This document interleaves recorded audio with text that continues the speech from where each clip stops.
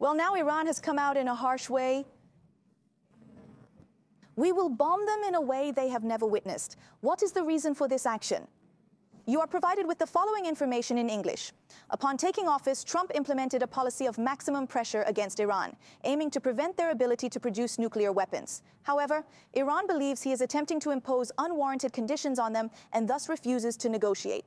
Despite this, Trump is now proposing to revisit and sign the nuclear deal. According to Khamenei, Iran's leadership perceives Trump's intentions as an attempt to create a favorable international image. It should be noted that a nuclear deal had already been signed with Iran in 2015, but Trump withdrew from the agreement in 2018. The initial text consisted of 747 characters. The reformulated text has been modified to contain approximately 878 characters, with a maximum deviation of 10% to preserve the essence of the original text.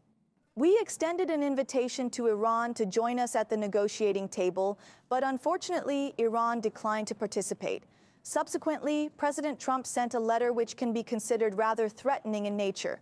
In the letter, he emphasized that Iran must choose between engaging in negotiations or facing severe consequences, implying that military action may be a possibility. In response to the letter, Iran conveyed their message through Oman.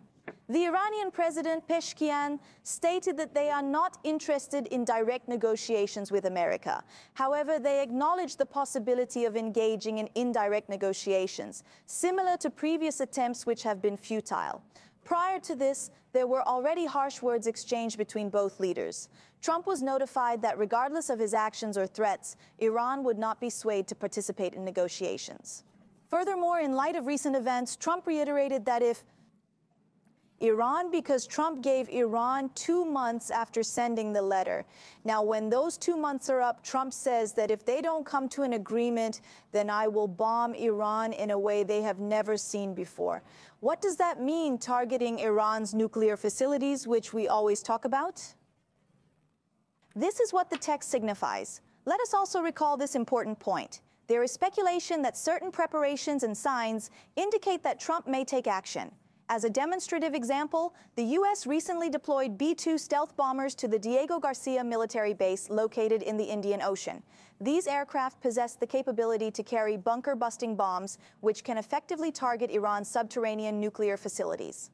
On one hand, the United States is actively readying itself for such a scenario. On the other hand, if the U.S. were to strike Iran's nuclear installations, it undoubtedly elicits a retaliatory response from Iran. Iranian officials have unequivocally stated that they would direct their attacks towards American bases in the Middle East. At present, Iranian press outlets are compiling lists of potential U.S. military bases that could become targets in such an event. Such actions would be of great magnitude and likely result in an Iran-U.S. conflict.